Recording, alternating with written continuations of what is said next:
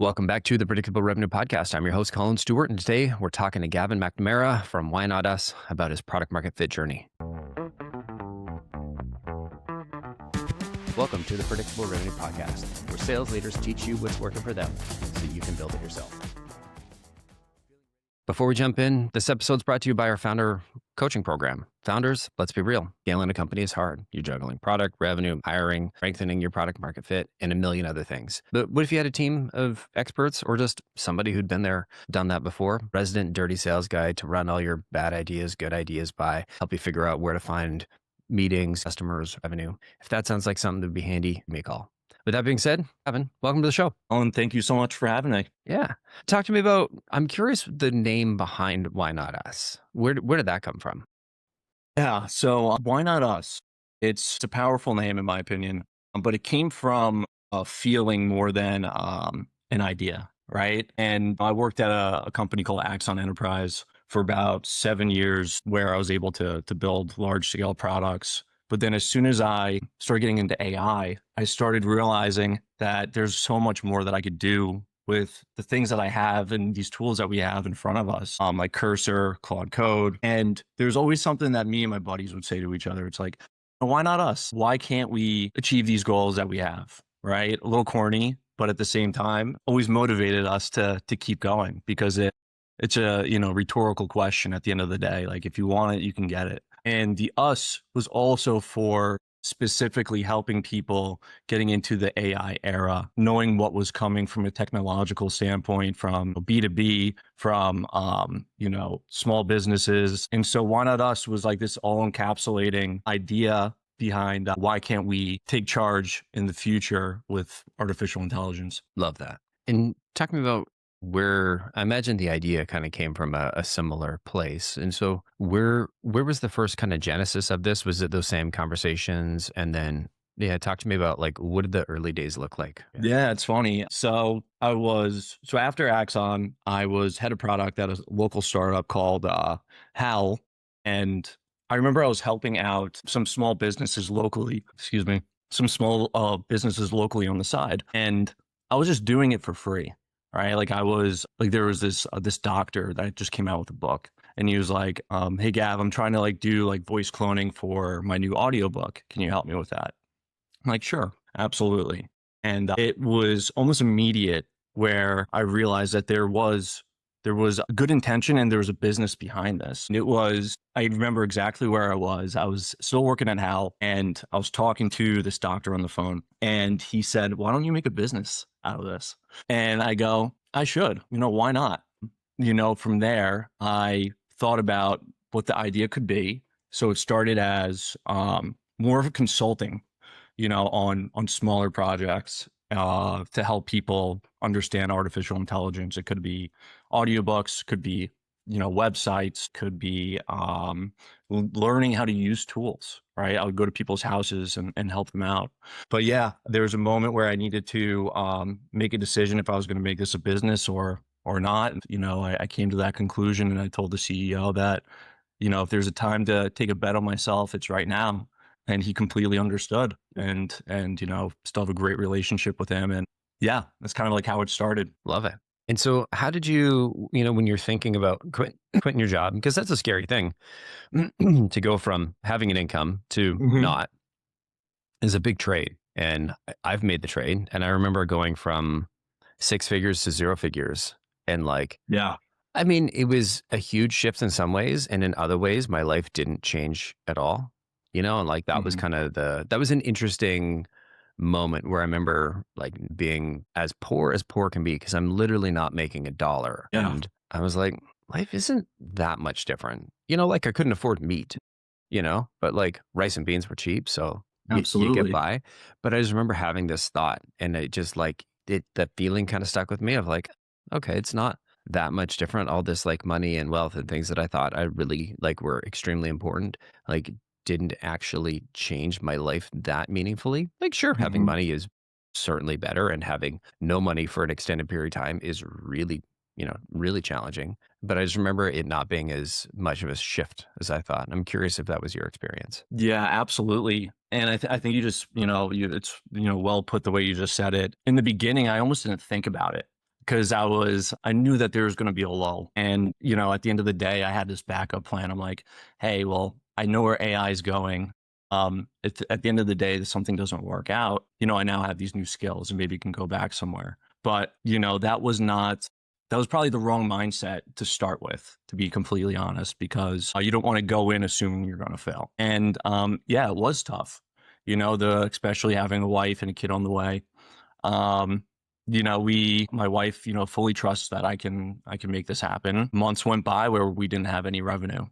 There was about 3 months where it was like, ooh, this is tough. But at the same time, there was such a relief in other ways, right? Like you being able to start creating things from scratch, being able to take ideas that you've always thought about, that you dreamed about, and you can actually execute on them. And the idea of making money was just one of the facets of it, right? It was like more of this mindset of, right, instead of like living to work or whatever, if that's backwards. It's yeah, in the beginning it was tough. I remember thinking of money as like in the business as like freedom juice. And like, as long as Yeah. there's enough freedom juice in the tank, I get to keep doing this thing, Yeah, And if it gets too low, then I have to go back to working for somebody else. And exactly. like that fear was the motivator. 100%. And that's also a really good point. Yeah, the fear was definitely a motivator. And I think that's where in the beginning, right, it was easy to take on these consulting gigs because one, a lot of people needed this stuff, right? And then I can also, get a better price for them than most other people. And I'm just a solo business owner. And so I just had to worry about, my paychecks every day. But yeah, it's, I would say from before to now, it's definitely been a lot more comforting, which is very interesting, which I think takes time. Totally.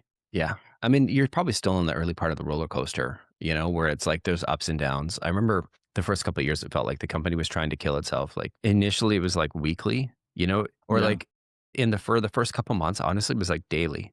It was like, is this thing even alive? Like it doesn't have a heartbeat. It's like you're doing CPR on like one of those plastic dummies that people learn CPR on in Mhm. the hopes that this fucking dummy turns into a real human that starts breathing. It Right. doesn't make sense, but that's kind of the logic of like, I'm just going to keep doing this thing that looks like entrepreneurship and hopefully eventually it turns into entrepreneurship. I love that. 100%. Like in the beginning too, right? Like I would be lying if I didn't say why not us hasn't changed 10 times, in regards to like its trajectory and what we were focused on now from what we were focused on originally. And it is one of those things where it does feel like a dummy that you're like trying to bring to life. You're almost like trying to bring like a Frankenstein to life. And you're like, how do I do it? Especially going into for the first time, it's nuts. Totally. I want to kind of zoom in on like the decision process to like quit your job, go out and do your thing, do your own thing. How did you like, what did you do to validate that there's enough of an opportunity here that you felt comfortable making that decision? Yeah, absolutely. And so for me, I've been in product management for about 10 years. And so I was really good at being able to analyze and understand certain risks in certain scenarios and where I could put like hedge my bets. And it was almost at a point where it felt that the job market itself, even though I've, had a product job, I could go back to Axon if I wanted to. Like there was just a lot of uncertainty coming, right? And so it felt like if there was a time to take a risk, it was now. Just because, as you can see, right, like things are happening left and right. It's almost like when you have a big business, you have to turn a steamboat engine around compared to like a little motorboat or like even with paddles. It's Mhm. much easier for us to turn and make a different decision. So it was for me, I was always looking at what the risk would be. But like the reason that I started it was because I could tell immediately that there was something that I could do by myself that I could make money doing, whether if it was short term or long term. Gotcha. And was that like a series of interviews? Was it just kind of internal reflection? Like, did you talk to anybody outside or is it just like, you Yeah, a know what? ton of people. Let's go for it. Yeah, I talked to the first person I talked to was the CEO actually that I was working really closely with. Me and him are good friends outside of, the work that we did. And he always saw that I had this drive and this ambition to kind of try to take, try to do something for myself. Mhm. Um, and, getting his pulse on it, he was a founder, right? And, that was, for multiple companies, I was successful. And being able to learn from the people around me, whether it was him, which is his name's, Mike Hartofelis, or one of my old bosses, Craig Trudgeon, all these guys, they would, I would get like a heartbeat instinct. But at the end of the day, like I knew that I had to pull the trigger on it. So interviews for sure, but it was just more of an instinct that kicked in that I felt like it was time to do this thing. Yeah, fair enough. I remember thinking, "Oh, I wanna get this done before I get married and have kids." Like, I had a Yeah. girlfriend at the time, and I was like, "Okay, well, she Ooh. she liked me Yeah. when I had lots of money. Let's see how she likes me when I Yeah. have zero money, and if she sticks, it's probably a really good sign." Absolutely. Yeah, we're married now with a couple kids, so we made it through the chaos, but I yeah, love it. I'm still in the chaos, so and I'm married and about to have a kid, so maybe we'll come back to that one, yeah. on or off of the podcast. Totally. Good luck to you. It changes everything. It is both the best and worst decision you'll ever make at the same Yeah. time.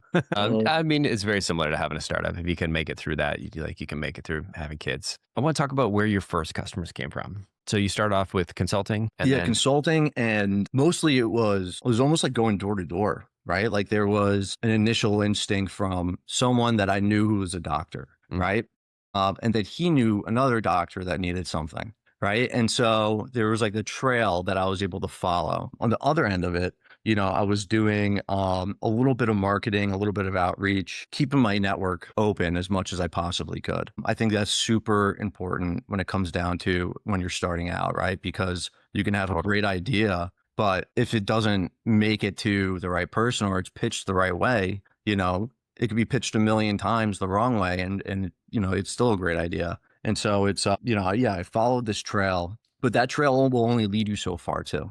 And so I ended up having a couple of recurring consulting gigs, with then pivoting into, all right, what are the things that I know I'm good at and that I can still ride with in regards to consulting, and help in regards to artificial intelligence. And that was public safety. And so my background at Axon, I worked for a product called evidence.com, which was, the biggest SaaS provider for all the evidence that comes in through body cameras. And so I was calling the local police departments that I knew and literally going, "Hey guys, I'm not at Axon anymore, but I have some ideas for you." I would look at their websites, look at how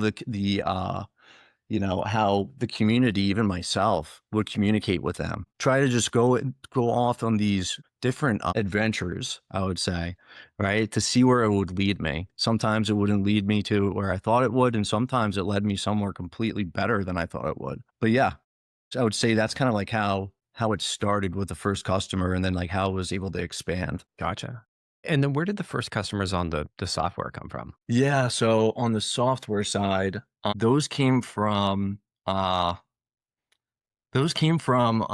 friends, to be honest. No shame Like, in that, man. You got to work your network, do what you got to do. absolutely, absolutely. It was actually one of the first moments where I kind of pivoted from this "why not us" consulting, like trying to figure out what I was even doing, Mhm. to having a more better understanding of what "why not us" was going to become. And I was building these things for other people. But then would have these ideas, and then I would try to build it, and then I would put put it into my Why Not Us platform. And if you had the subscription to Why Not Us, you have access to all these other applications I built. So it was almost like a mini app store that I unintentionally built. And it was this one product that I was working on called Real Worth, which you could snap a picture of just about anything and it would appraise it within 30 seconds with a 98% like success rate. Obviously, picture's important, but that was when I built something and I showed it to a friend and he goes, "Where can I sign up for this right now?" And then I was able to start gaining traction there. And that's when like the first recurring revenue started coming in. Love it. And so was it all like, did it all come from this one app or was it just a bunch of like you built, 150 different apps and there was each one of them had one customer? Yeah, it's funny. A lot of them came from this one app. I would say most of them still do. There is like another core app that I have that's, under the Why Not Us website, Mhm. which is essentially, uh, a studio for you to be able to build out images for marketing material. If you want to, have a login, and then you have also people that are consulting with you, they can share the project, look into what like all the different images are that you have, and kind of share this platform.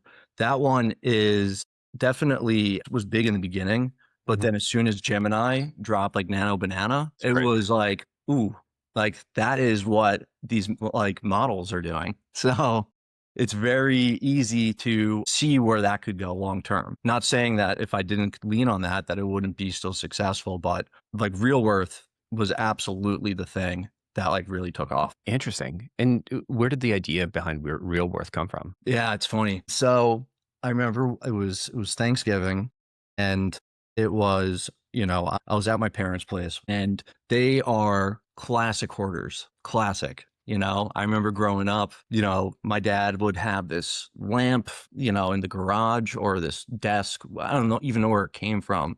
He's like, this is Victorian, this is worth tons of money. Don't touch it, all this stuff. And I'm like, to me, it looks like trash. But like, I have to think from a perspective of, from a realistic perspective. And I went into the garage. This is what I was doing. I was going to grab their Christmas tree, and I stopped and I saw the stuff that they had. And I'm like, what would be really great if someone could just build an app that you could take a picture of something and it would appraise it, Yeah. whatever it is. And I'm like, wait, I can do that. And Antiques that's Roadshow on your Ex phone. absolutely. I was Antique Roadshow, I gotta give them a shout out because I watched so many YouTube videos of Antique Roadshow after to help train the models to make sure that we needed to get it right, but it came from, I think, somewhere personal, right? Somewhere that, I felt a pain point, and it just so happened that other people was able to resonate with that. Yeah. I love the idea. And the next thought is like, where the hell are you going to find customers for people that want to praise shit in their parents' garage? Oh my goodness. You know What the what's funny? A lot of the customers that I have now is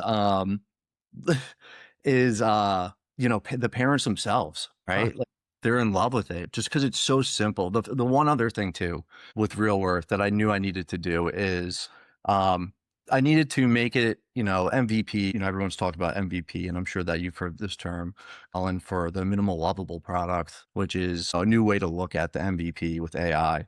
And I think now with AI being so good and having to get to market, and the sooner you're able to wow your customers, right? Forget Mhm. them what that feeling is as early as possible. That's like the MVP almost becomes the MLP almost becomes the maximum lovable product out of the Mhm. gates. And so by its simplicity, open the app, log in, take a photo, and in 30 seconds you're able to have it appraised, right? And then also you have data points that backs up this appraisal.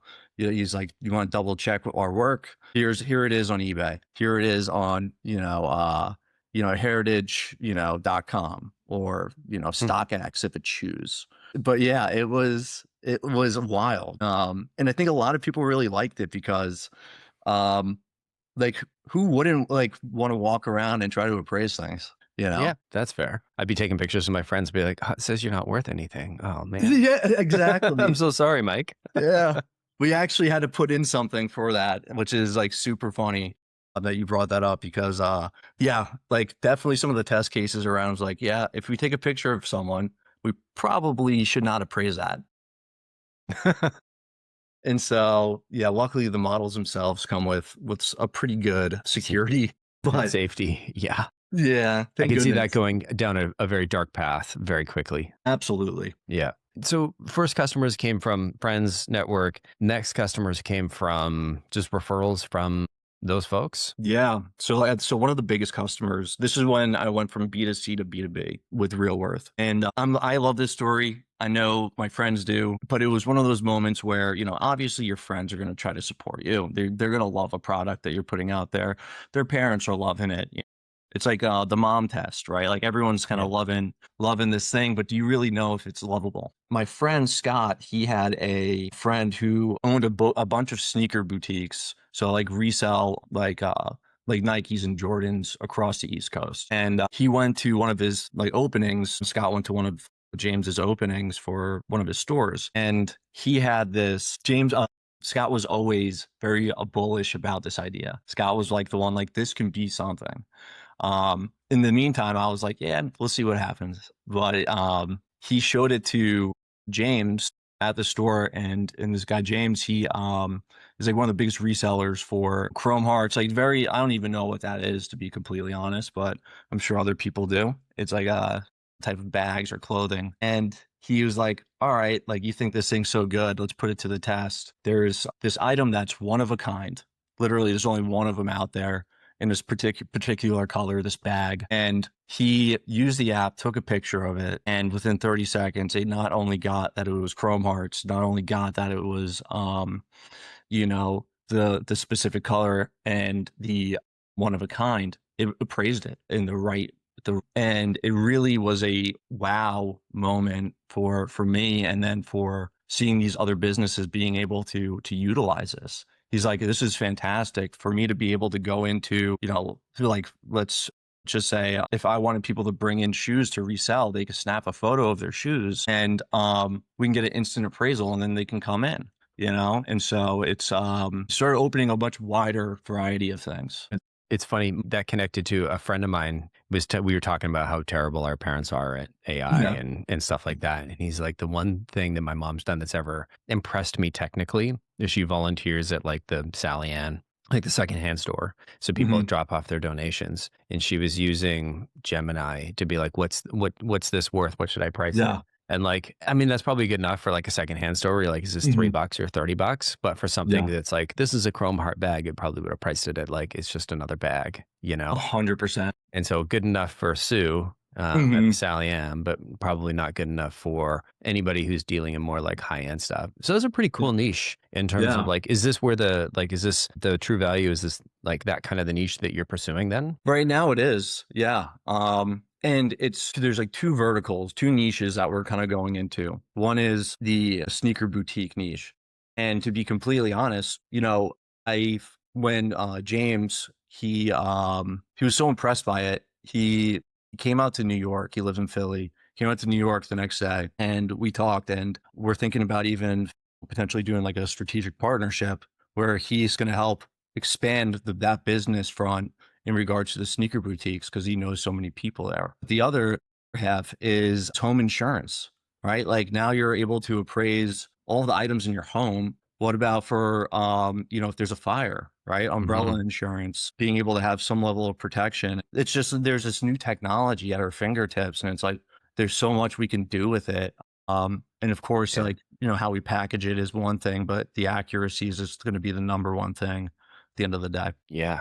Realtors would be a good channel for that because they're Yeah. targeting, first time owners or folks that are moving into a new home. And like, or when you move in, go like scan all your shit. That's a really interesting use case. The dots didn't connect. I was thinking you sell them to like pawn shops and stuff like that, Yeah, like high yeah. end, like clothing boutiques and things like that. Like super cool niche. But yeah, Yeah, I think for documenting your homeowner insurance is probably a little bit better than just taking pictures because you can like absolutely. justify it. Justify it, and then you also have an inventory. We accidentally are making an inventory system for people, that comes with this, right? So there's pictures, um, with the details, with the items appraised, already. And the way that our model is set up is we're able to do this at high volume at a very low cost, which Mhm. is really important too when you're using models. Because in the beginning, if you are building something and you're using a bunch of tokens, um, you're like, ooh, like how long can I keep this up? Luckily, we're able to figure out some stuff, and it's been incredible. It almost feels like this is almost like the rebirth of some of the stuff that Why Not Us is going to be taken on moving forward. So you've got this thing in the true value, but it's still under the Why Not Us umbrella. Why not spin it out? Yeah, it's a great question. So there's a couple of good reasons for that. So one is, let's just say, we have 10 different apps inside of Why Not Us. Real Worth is one of them. Sorry. The subscription's $20 a month, right? For a typical user. They get access to that plus, all the other products that we've built. And so we don't want to take that away from them at this point. But also there's other things that we're working on where it's advantageous to almost have the real worth data inside of the same database, where we're able to make these like micro apps that are somewhat connected. Mhm.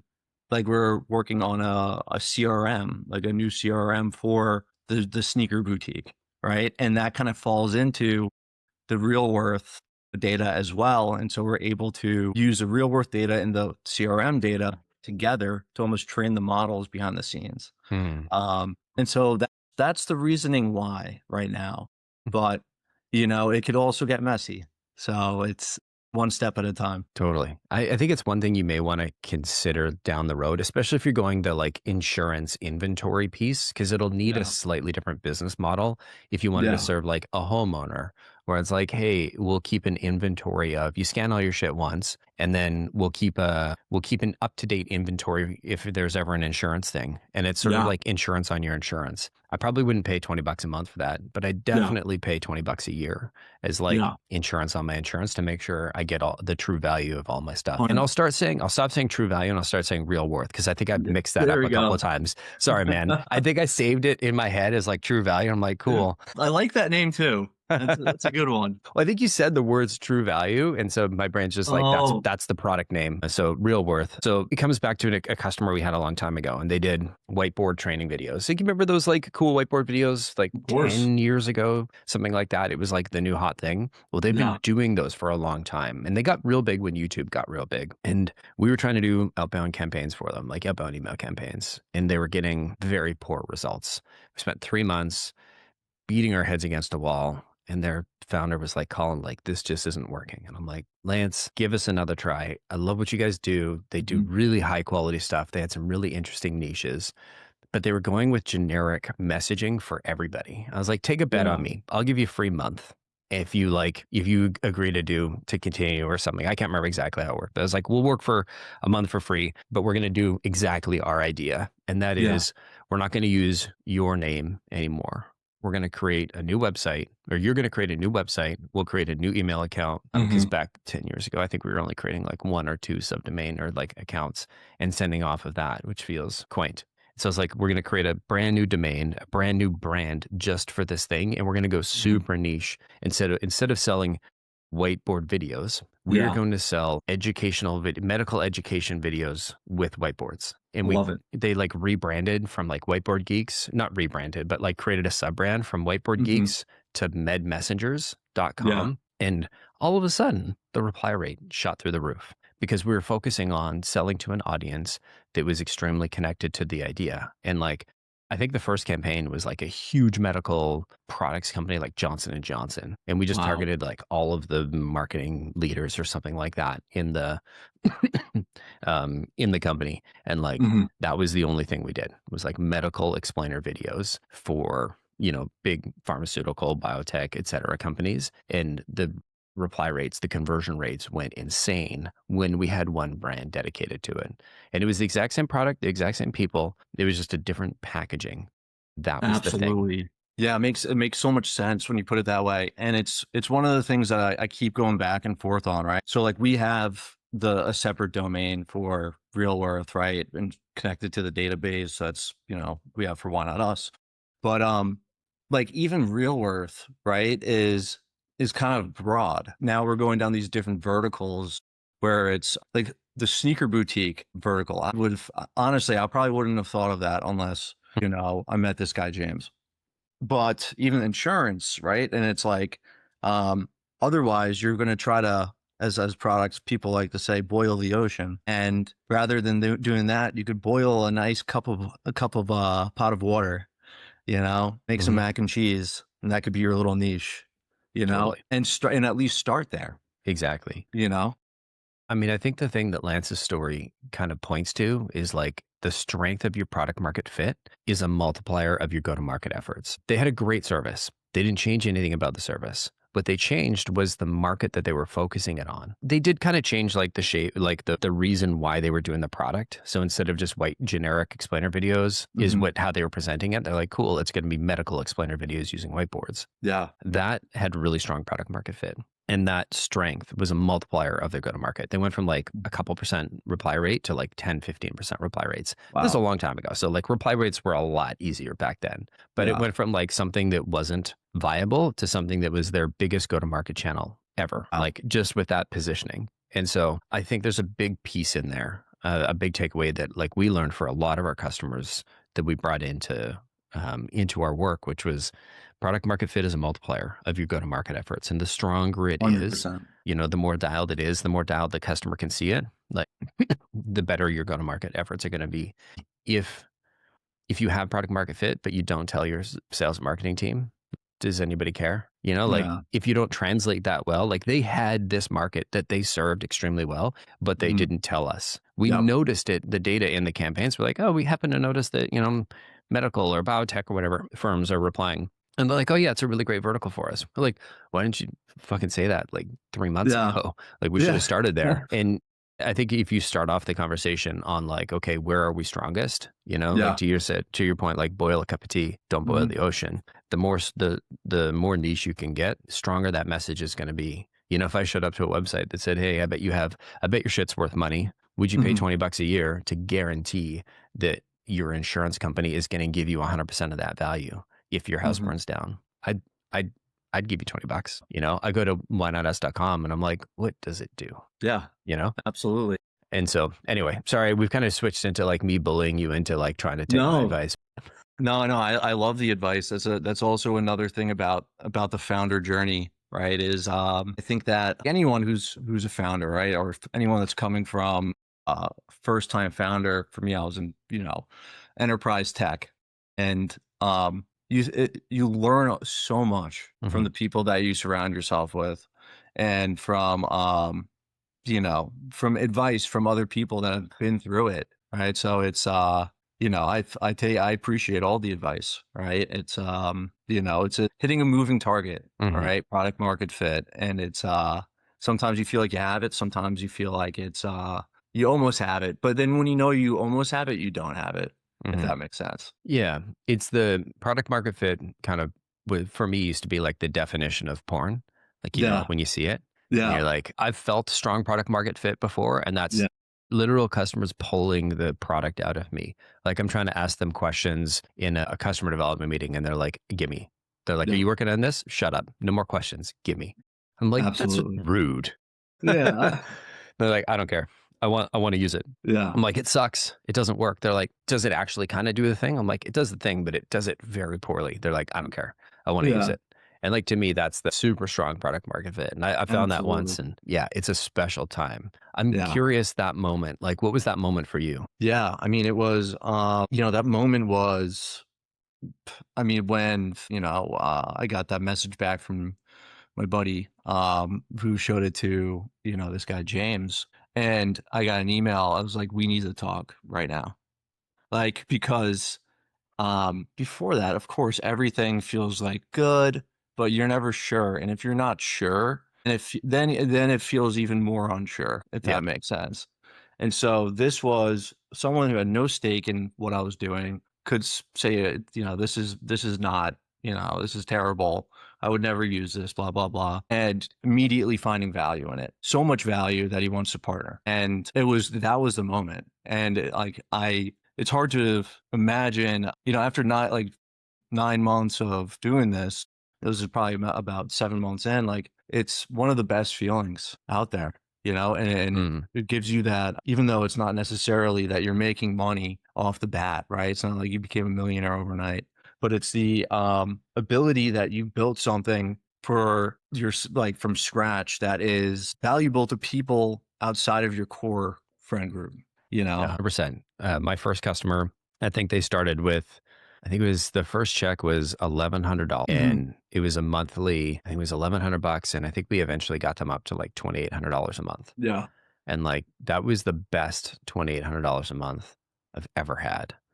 We went from like, this isn't a real thing to this is a real thing and we can spend this money on Yeah. like investing it in the company. And like, it just, Hmm. I felt so powerful with Yeah. $2,800 to spend. Oh my goodness. I could not agree more. It's like for us, like the first real customer in that niche that we got, um, you know, was about, $6,000 month over month. And it was shocking to myself, right? But at the same time, there's something that if I was working at big tech, right, making good money, it's different.